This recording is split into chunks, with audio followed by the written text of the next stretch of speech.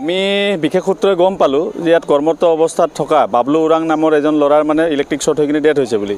কিন্তু আমি যেতিয়া নিজে আহি কিনে প্ৰত্যক্ষদৰ্শী হিচাপে চাইছোঁ, তেতিয়া মানে ইয়াত এ.চি.বি. আৰু মালিকে যিটো মৰণ ফন্দা পাতি থোৱা লিখীয়া যেনেকৈ এ.চি.বিৰ বিপদজনক অৱস্থাত এটা এ.চি.বি. তাৰ ইয়াৰ পৰা পাৰ হৈছে আৰু সেই তাৰ য'তডাল আমাৰ জেওৰাত যিটো টিনৰ জেওৰা দি থৈছে তাৰ ওপৰত পৰি থকা অৱস্থাত শ্বৰ্ট চাৰ্কিট হৈ ল'ৰাটোৰ ডেথ হৈছে বুলি কৈছে। কিন্তু ইয়াত কিছুমান ব্যক্তিক আমি সোধা পোছা কৰোঁতে আমি গম পাইছোঁ যে ইয়াত স্পট ডেথ হৈছে বুলি। কিন্তু সেই মালিকজন ডেড বডিটোক উঠাই কিনে নাই মৰা বুলি চিভিললৈ লৈ গৈছে।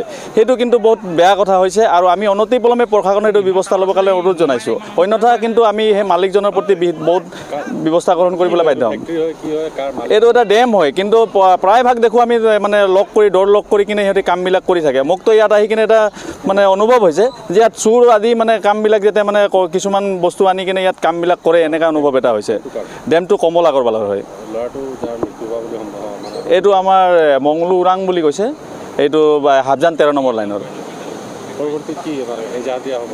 পৰৱৰ্তী আমি অসম সাৰ্বজনীন ছাত্ৰ সন্থা হৈ কিনে মাকুম শাখা সমিতি হৈ কিনে এটা এজাহাৰ দাখিল কৰিম আৰু যিটো মানে সেই ডেথ হোৱা ল'ৰাটো যিটো ক্ষতিপূৰণ বা যি ধৰণে দিব লাগিব, মালিক পক্ষই যিটো সাহায্য দিব লাগিব সেইটো কিন্তু দিব লাগিব, নহ'লে অসম সাৰ্বজনীন ছাত্ৰ সন্থাই মাকুম শাখাই কিন্তু তাক ঘূৰাই নেৰে।